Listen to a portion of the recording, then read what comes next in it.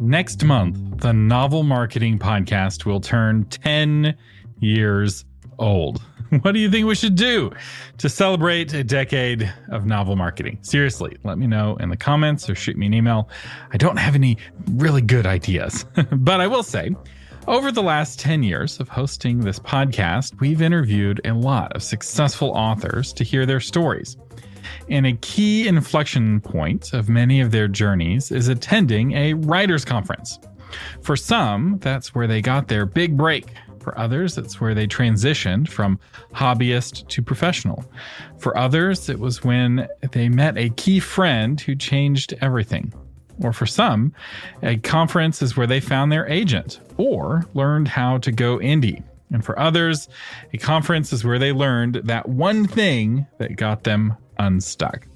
You probably already know that writers' conferences are important and you know that you should attend one. But there's a problem. What kind of conference should you look for? There are hundreds of writers' conferences out there, and they fit into 7 different categories or 7 different buckets. And each kind of conference, each bucket is very different from the others. And while all of these conferences are helpful to one degree or another, some can be a waste of time for you right now. The key is to identify the right kind of conference for you and your career and what will help you with your next step. So, what are the 7 kinds of writers' conferences, and how do you determine which one is the best fit for you right now? We'll find out in this episode of Novel Marketing, the longest running book marketing podcast in the world. I'm Thomas Umstattd Jr., CEO of Author Media, and this is the show for writers who want to build their platform, sell more books, and make a living writing books worth talking about. So the first kind of writers' conference is something I'll call a local meetup. It's what makes these special. Typically, it's a monthly meeting and it's attached to an organization. So there'll be some group of authors, sometimes around a certain genre, but other times just around a certain area. And they will meet once a month, and they typically will have guest speakers, and the group meetings range from between 12 and 100 people. And I'll say I Zoom into a lot of these kinds of events. They'll ask me to give a talk, and I say, sorry, I don't travel to speak. And they say, will you Zoom? And so I say, yes. And so I'm the big head up on the screen. And they'll have, snacks and announcements and other events around my presentation. So the pros of these local meetings is that they're cheap. They're probably the cheapest of all of these options. One, because you don't have to travel, you don't have to pay for lodging, and the cost isn't very high. They're easy to attend. They have a great sense of community because you're interacting with the same writers every month. And it's a good place to find a writers group or a critique group. And I should say, a local meetup style event is not the same as a critique group. Critique groups are smaller. So a critique group 12 is the absolute maximum, and most critique groups are better around 4 to 8, I would say. But if you're trying to find people for your critique group in your area, going to your local meetup is a great place to start building that group. So what are the cons of a local meetup? Well, they're tricky to find, and you may not have one in your area. Guest speaker quality also tends to be kind of hit and miss. It really depends on the group and how much work the group organizers put into booking and finding speakers, and how big the group organizer's personal network is. How many good speakers do they know and can convince to come and speak? Another con of local meetups is that you don't get a lot of opportunities to connect with agents or editors. If you're hoping to go traditionally published, a local meetup isn't really the place to make those key connections. You're mostly networking with other fellow authors in your local area. And I will say one talk a month is a slow way up the learning curve. So while some conferences feel like drinking from a fire hydrant, a local meetup is like sipping from a straw. Bottom line, I recommend that you start with a local meetup before anything else. If you have one in your area, absolutely join it. The cost is so low and the benefits are so high, you really owe it to yourself to check it out. And if you don't have one in your area, I have a guide on how to start one. I'm a really big believer in in-person, real-life gatherings of authors. The second kind of writers event is a multi-track conference. So what makes a multi-track conference special? Well, I would say this is the default kind of conference. When people say writers conference, this is typically what they mean. The speakers at multi-track conferences tend to be mid-list authors, agents, and editors. There's a focus on education over actions. This isn't a place where you come and do work. This is a place where you come and learn. And there are lots of tracks. So what makes a multi-track conference is that there's a lot of different rooms with a lot of things happening simultaneously. So there's a room for beginners. There's a room for novelists. There's a room for nonfiction. There's a room for marketing. Maybe there's a room for teenagers. Maybe there's a room for indie authors. Maybe there's a room for nerds, right? Like some of these conferences will have a dozen tracks all running simultaneously. So what are the pros of a multi-track conference? Well, there's a great selection of speakers. There's a little bit of everything. It likely has that one class that you're looking for. So if you want a class on how to write picture books for toddlers, there's probably somebody teaching that class at the conference. It's one of the hundreds of options that you'll be presented with. And multi-track conferences can be good for making connections, especially with agents and editors if you plan to go traditional. Agents and editors are there to meet authors, and in between taking pitches, they are teaching classes. So what are the cons of a multi-track conference? Well, they tend to be expensive, they tend to be long, and there are an overwhelming number of simultaneous workshops. Phrases you'll typically hear from people at a multi-track conference is that it's like drinking from a fire hydrant, or it feels like a 3-ring circus, or I have conference brain. So they're very overwhelming. It often takes days to physically and emotionally recover from these kinds of conferences. I went to one that had early bird sessions starting at like 7 or 8 in the morning and night owl sessions going to 8, 9, or maybe 10 o'clock at night. And it was just nonstop. There was hardly even a chance to sleep. Very, very intense. Another con is that not all agents and editors are good at teaching. Just because someone's good at being an agent doesn't mean that they're good at teaching. Some agents are excellent teachers and some agents are not. They're going to teach anyway because the conference directors are booking them because the agent is a draw, and they're going to ask them to teach whether they're any good at that teaching or not. So the quality of the education's kind of hit and miss based off of the quality of the agent or the editor, although you'll still find people packing their room because they want to make friends with that agent or they want that agent to sign them, whether they're a good teacher or not. Another con is that because these conferences tend to be so agent and editor heavy, they tend to be pretty focused on traditional publishing. They may make attempts to accommodate indie authors. They may have an indie track, but indies are often made to feel like second-class citizens at a multi-track conference. Not all, and there's a great variety of multi-track conferences, but it's kind of the nature of the beast because you have so many traditionally published authors, agents, and editors in positions of authority running these conferences. So bottom line, if you plan to traditionally publish and are looking for a literary agent and don't know any authors to introduce you to one, a multi-track conference is a great way to get unstuck and to make those connections, both with fellow authors and with literary agents. And if you can afford it, they're great. And if you're extroverted, they're paradise. The third kind of writers' conference is something I call a big room event. So what makes this kind of conference special? Well, everyone is in one big room together. There's just one stage and there's just one speaker at a time. And the speakers tend to be best-selling authors and industry professionals. These are keynote level talks. And like multi-track conferences, there's a focus on education over action. So you're not coming here to do things, you're coming here to learn things. So what are the pros of a big room event? Well, it's top-notch speakers. Because a big room event has fewer speakers, they can afford bigger speakers. So it's not uncommon once authors really get successful, they stop attending multi-track events as faculty because they don't pay very well. In fact, a lot of multi-track conferences don't pay anything. They just give the speakers free admission, maybe free food, maybe free lodging, but they don't pay very well. And so once an author is successful and they're making a lot of money writing their books, they don't want to teach anymore at a multi-track event, but they may be persuaded to present at a big room event because the pay is better and the stage is bigger, because the teachers are teaching to a big room full of authors rather than a small breakout session with just a handful of authors. Big room events tend to be very exciting, right? Every talk feels like a keynote. They're encouraging. You leave ready to get to work. So while you're not working at the conference, you're ready to start writing again on Monday. So they're less draining, I will say, than a multi-track conference. They fire you up for hitting the ground running with your writing. They tend to have high production values. They feel less like a circus and more like a concert with one amazing band after another.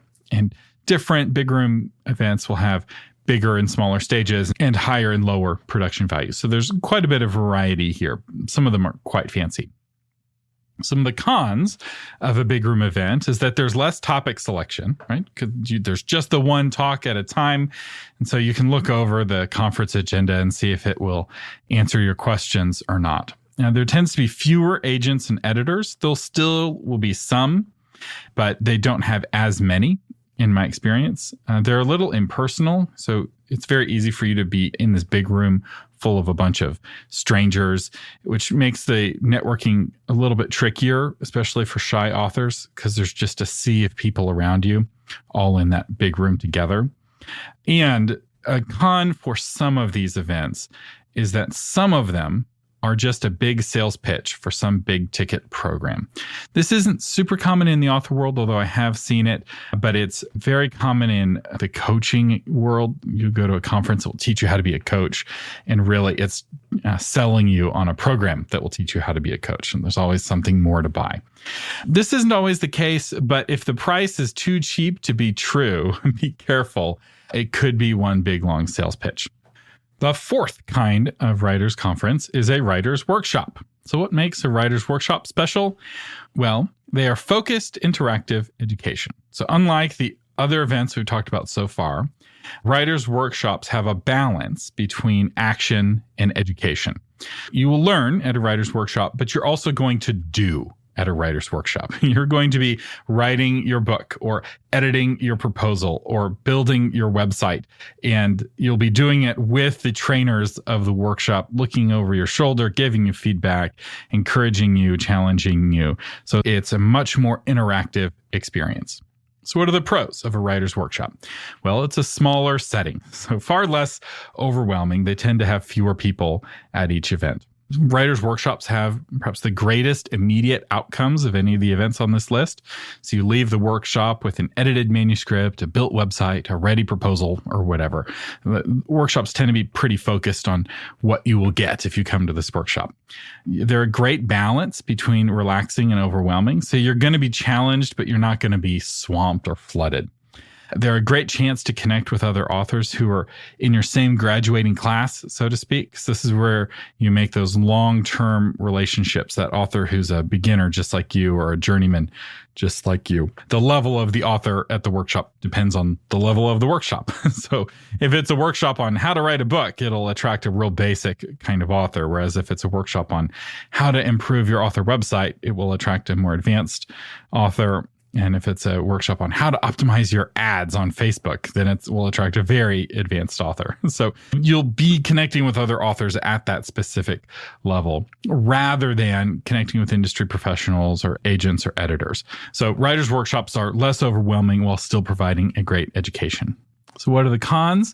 Low production values. Workshops don't have fancy stages. They don't have concerts built in. They don't have DJs like sometimes you'll see at a big room event. They're not a particularly great place to meet agents and editors.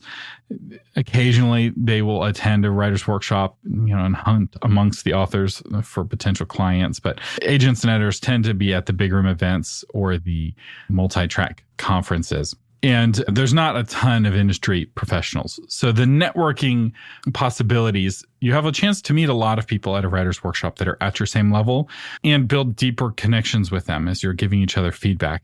It's a very intimate thing to let someone read your work in progress. But you're not making connections with people ahead of you or behind you on the publishing journey. Everyone tends to be on the same roller coaster. All right. The next kind of writer's event is a writer's retreat. So what makes a retreat special? Well, these are small gatherings, typically of around 12 authors, and they'll meet in a cabin, either in the mountains or by the beach. Sometimes you'll see bigger retreats where there's multiple cabins all at once, and they start to kind of take on the flavor of a multi-track conference. But most retreats are small. It's with a group of people that already know each other. Sometimes they're at a VRBO or Airbnb near a major airport, which I think is kind of sad.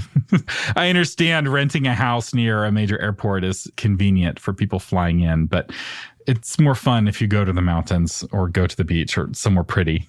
You look out the window and be inspired. And unlike the earlier events, these are not focused on education. A writer's retreat is focused on action and or just relaxation. It's about fellowship. It's about writing. It's not about learning new things. So what are the pros? They're the most relaxing kind of event on this list. They're small and intimate. They're focused on fellowship, like I said. And you're probably going to have more fun writing at a writer's retreat than any other time you're writing. These retreats are meant to fill up your emotional bucket. So like a big room conference, the goal of a good writer's retreat is that you leave and on Monday morning, you're ready to get to work. You're fired up. You're excited. You've had some really energizing encounters with your book and with fellow authors. The cons of a writer's retreat is that you likely already know everyone at the retreat ahead of time. So this isn't a place to expand your social network. You're not meeting new authors, and you're certainly not meeting agents or editors or industry professionals. These aren't great places to learn because typically people are either chit-chatting. You might learn some things during the chit-chat time, or you're writing, right? A big part of a writer's retreat is writing in a beautiful place with no distractions. So there's the chit-chat fellowship time, and then there's the sit down, shut up, and write time. And you flip back and forth. They can be really good for helping you catch up on your word count, but there's no agents or editors to network with. Bottom line, I will say I've never met someone who went to a writer's retreat who regretted it. Authors love going on writers' retreats. The biggest reason more people don't do it is that every author wants someone else to set one up. So, because that's some work to find the cabin and to make the invitations and to find a time that works for everyone. And there's some cost there and the scheduling, and it's hassle. So somebody's got to do that hassle. And typically writers' retreats, everyone's just splitting the cost evenly. And so the person who did all the work to set it up doesn't really get compensated for their hard work. So if you went to a writer's retreat that was organized by a fellow author, buy her a box of chocolates, get her a spa, send her a gift, because it's work and it's often non-remunerated work.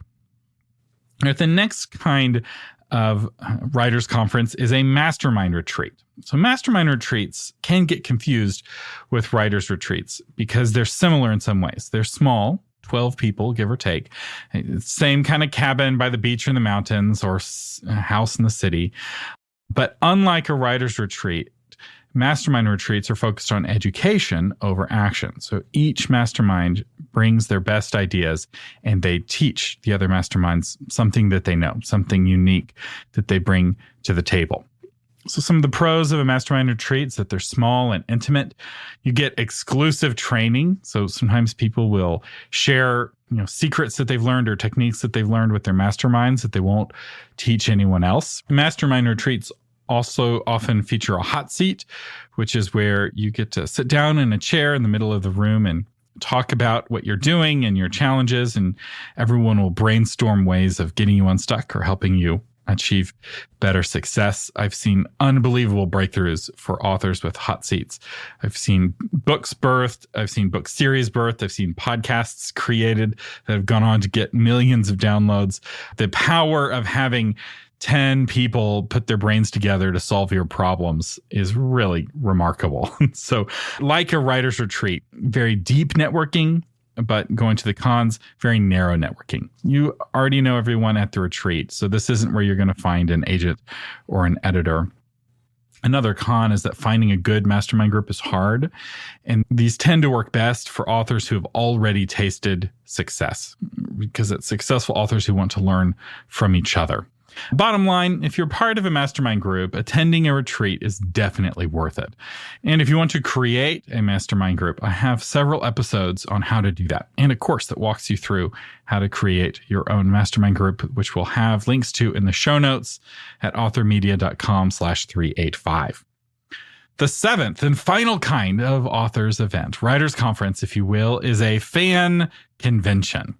So what makes these special? Well, they're very different from the other ones on the list. These tend to have the highest number of people total, and they're focused on connecting authors and readers. They tend to have panels rather than presentations, and they're very big. So they're kind of like multiple big room events all at the same time. So what are the pros? So they're fun, especially if they are focused around a genre that you're really passionate about. There tend to be lots of panels. There's a great place to sell your books in person. There's a chance to connect with A-tier authors who wouldn't attend a multi-panel conference and may not even teach at a big room conference, but they will come to a fan convention because they want to interact with their fans. So what are the cons? They're most beneficial for authors with large followings. If you don't already have fans, going to a fan convention is just going to be you watching other authors interact with their fans and you feeling sad. Unless you're there as a fan, and then you can fangirl out and get as many autographs as you want. I'd say they're the least educational item on this list. You'll learn more at a writer's retreat, chit-chatting with other authors, than you likely will at fan conventions. You'll still learn stuff. There will be panels, and authors will answer questions from those panels. But the questions that those authors are being asked are fan questions, not fellow author questions. So lots of fluffy questions, the kinds of things a reader is interested in, rather than the kinds of things that an author is interested in. Sure, you may get that one nugget that unlocks your writing, but you're probably the least likely to find that nugget at a fan convention. But the nuggets are there to find. Another con, at least from one perspective, is that they're more focused on the fan experience than on helping authors become better authors. And when it comes to attention and networking, they're great for that because there's a lot of A-list people there, but you're competing for attention, not just with best-selling authors, but with actors, comic book artists, film creators, producers, politicians, influencers, musicians, or religious leaders, depending on the convention. So I don't know if any convention has all of those kinds of celebrities, but most of them will have other kinds of mega celebrities other than just authors. So it's really easy to feel like a small fish in a big pond. And there's very few agents or editors to network with at a fan con. They don't typically go to fan cons, but it does depend on the con, I will say, because there's a lot of variety. So if you're at Comic Con in San Diego, good luck finding a literary agent. There might be one in the 50,000 people crowd, but you're not likely to bump into her. So bottom line, these are the least useful kind of event, especially for authors who are just getting started. But if you are a fan, they can be a lot of fun. And if you're really extroverted and good at networking, it is a chance to meet some of your heroes for the first time. But you may not be meeting them as a peer. If you're meeting them in the signature line, they're going to see you as a fan, which how you start a relationship can really influence how that relationship progresses. So keep that in mind. Now, as we talk about these different kinds of conventions, I will say that I am trying to create an entirely new category of Writers Conference. I'm working on a conference that will be a cross between a big room event and a writer's workshop with elements of a mastermind retreat mixed in. And the other thing that will make it really unique is its focus on book promotion. So I don't know of an in-person writers conference focused on book marketing. Most of them are focused on how to write a book or how to get published and not how to sell more copies. Almost all conferences will have some sessions on that, but they often are just scratching the surface. So that's right. The Novel Marketing Conference is actually going to happen. So the dates are January 26th and 27th, 2024. We're going to put it on Kickstarter, so it's going to happen assuming the Kickstarter funds. The registration, we're keeping small. It's 160 people. And for some comparison, Novel Marketing has twice that number of patrons. And part of the reason I'm keeping it small this first year is that because it's so experimental, I want to do it with a small enough group where I can meet everyone and work on stuff. Now, if you're wondering if this is going to be like listening to a podcast live, it's going to be nothing like that. We're trying to create a completely new experience. So I know some podcasts will host an event where they'll record live episodes in front of a live studio audience, and that's great. And I may do that someday, but that's not what this conference is going to be. This conference is going to be super interactive and not recorded. It's not the kind of thing that's going to be easily recordable. So to learn more, wait till next week's episode. I'm going to have a whole episode going into this conference in more detail. And when next week's episode airs, the Kickstarter will be live. But if you want early access to the Kickstarter, I will email out to patrons ahead of time before I make the big announcement on the podcast next week. So if you're a patron, you'll get early access to the conference if you would like to sign up and get in before the tickets sell out. Speaking of patrons, our featured patron is Michelle Levine, author of Dancing on My Grave, Book and Mug Mysteries #2. Becca Sheridan thought she knew what was up, but a series of mysterious events make her question everything. When her square dancing club is abruptly kicked out of their meeting place and her rival from middle school gets involved with Conrad, the guy that Becca's interested in, Becca is thrown into a tailspin. Conrad's strange behavior, his estranged relatives trying to take over the family business, the sudden death of his grandmother without a body to bury, and an uncle who vanishes all add to the confusion. But it's the discovery of a dead body in a nearby creek that makes Becca realize the truth is closer than she ever imagined. With the help of her friends from the Book and Mug coffee shop, Becca must piece together the clues and arrive at a shocking answer. If you enjoyed Agatha Christie's And Then There Were None, you'll love this thrilling and romantic mystery filled with powerful emotions. Michelle Levine, thank you so much for being a patron of the Novel Marketing Podcast. Thank you for your support, helping keep this podcast on the air. And who knows, perhaps I'll get a chance to meet you in person at the 2024 Novel Marketing Conference. The Novel Marketing Podcast is a production of Author Media. Our audio engineering is by William Umstadt. The blog version of this episode is crafted by Shauna Lettler, and you can find that blog version of this episode at authormedia.com/385. I'm Thomas Umstadt Jr. saying thank you for listening and live long and prosper.